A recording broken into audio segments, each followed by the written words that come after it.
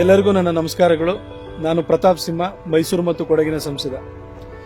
ಯಾವುದೇ ಒಂದು ನಗರ ಬೆಳಿಬೇಕು ಅಂತಂದ್ರೆ, ಕೈಗಾರಿಕೆಗಳು ಬರಬೇಕಾದ್ರೆ, ಪ್ರವಾಸೋದ್ಯಮ ಅಭಿವೃದ್ಧಿ ಆಗಬೇಕಾದ್ರೆ, ಆ ಮುಖಾಂತರವಾಗಿ ದೊಡ್ಡ ಪ್ರಮಾಣದಲ್ಲಿ ಉದ್ಯೋಗಾವಕಾಶಗಳು ಸೃಷ್ಟಿಯಾಗಬೇಕಾದ್ರೆ ಕನೆಕ್ಟಿವಿಟಿ ಅನ್ನೋದು ಬಹಳ ಮುಖ್ಯವಾಗ್ತದೆ. ಅದು ರೋಡ್ ಇರ್ಬೋದು, ರೈಲ್ ಇರ್ಬೋದು, ಏರ್ ಕನೆಕ್ಟಿವಿಟಿ ಇರ್ಬೋದು. 2014ರಲ್ಲಿ ನಾನು ಮೈಸೂರು ಮತ್ತು ಕೊಡಗಿನ ಸಂಸದನಾಗಿ ಬಂದಾಗ ಮೈಸೂರು ಜನರು ನಾನು ಇದನ್ನೇ ಕೇಳೋರು, ಮೈಸೂರಿನಲ್ಲಿ 12 ಇಂಜಿನಿಯರಿಂಗ್ ಕಾಲೇಜ್ಗಳಿದೆ, 83 ಡಿಗ್ರಿ ಕಾಲೇಜ್ಗಳಿದೆ, ಬಟ್ ಜಾಬ್ ಎಲ್ಲಿದೆ ಅನ್ನೋರು.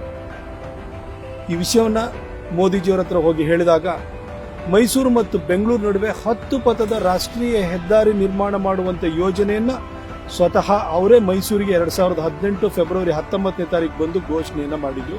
हमारे सांसद श्रीमान सिम्हा जी विकास के अंदर लगे रहते हैं, अनेक विध नए प्रोजेक्ट लेकर के आते रहते हैं मेरे पास, इसको लागू कीजिए, इसको कीजिए, वो करते रहते हैं. आपके ऐसे सांसद आपने भेजे हैं जो हमें भी चैन से बैठने नहीं देते. Under Modi ji, I got 10-lane highway between Mysuru and Bangalore.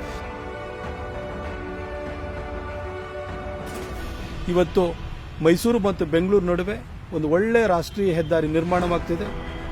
ಅದರ ಪ್ರಗತಿಯ ವಿಡಿಯೋ ಚಿತ್ರಣವನ್ನು ಇದರಲ್ಲಿ ನೀವು ನೋಡಬಹುದು.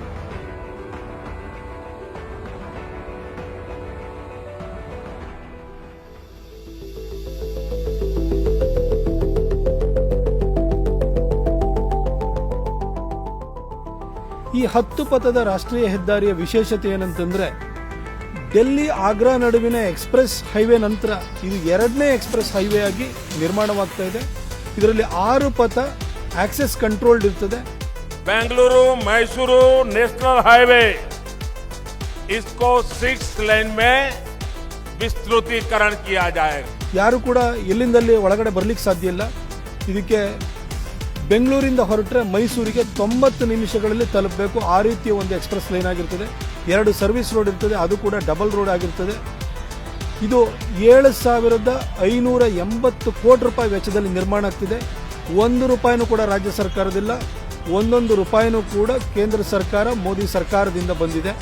ಇದು ಮೋದಿಜಿಯವರು ಮೈಸೂರಿನ ಜನರ ಬಗ್ಗೆ ಇಟ್ಕೊಂಡಿರುವಂತಹ ಒಂದು ಪ್ರೀತಿ ವಿಶ್ವಾಸಕ್ಕೆ ದ್ಯೋತಕವಾಗಿದೆ.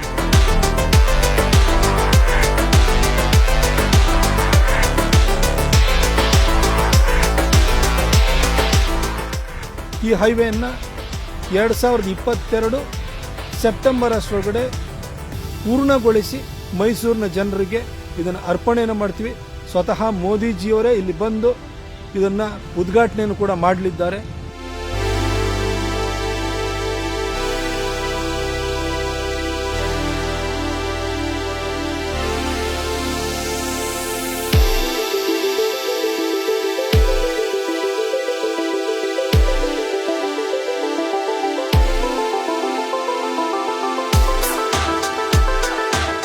ಈ ಹೈವೇಯ ಕಾಮಗಾರಿ ಪ್ರಾರಂಭವಾದ ದಿನದಿಂದ ಇದುವರೆಗೂ ಬೆಂಗಳೂರಿಂದ ನಿಡಘಟ್ಟದವರೆಗೂ 51% ಕಂಪ್ಲೀಟ್ ಆಗಿದೆ. ನಿಡಘಟ್ಟದಿಂದ ಮೈಸೂರುವರೆಗೂ 30% ಕಂಪ್ಲೀಟ್ ಆಗಿದೆ.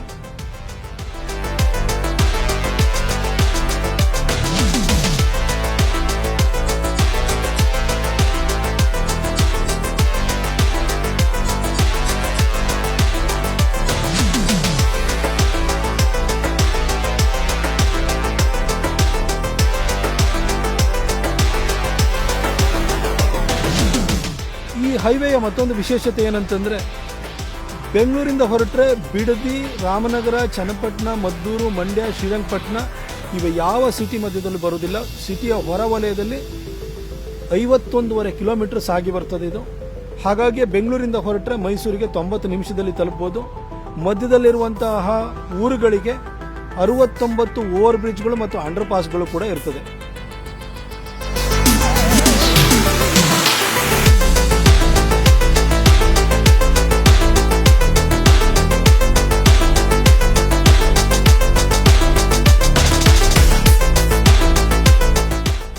ಈ ಹೈವೇ ಕಂಪ್ಲೀಟ್ ಆದ ನಂತರ ಮೈಸೂರು ಬಹಳ ದೊಡ್ಡ ಪ್ರಮಾಣದಲ್ಲಿ ಕೈಗಾರಿಕಾ ಅಭಿವೃದ್ಧಿಯನ್ನು ಕಾಣಲಿದೆ ಹಾಗೂ ಕಂಪನಿಗಳು ಬರಲಿದೆ. ನಮ್ಮ ಮಕ್ಕಳಿಗೆ ನಮ್ಮ ಮನೆ ಬಾಗಿಲಿನಲ್ಲಿ ಕೆಲಸನೂ ಕೂಡ ಲಭ್ಯವಾಗಲಿದೆ.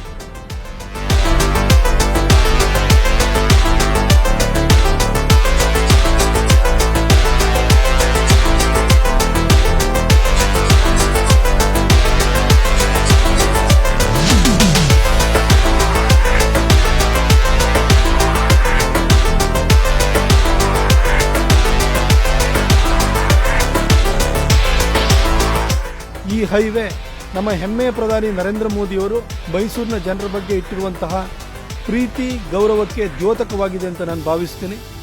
ಎಲ್ರಿಗೂ ಧನ್ಯವಾದಗಳು.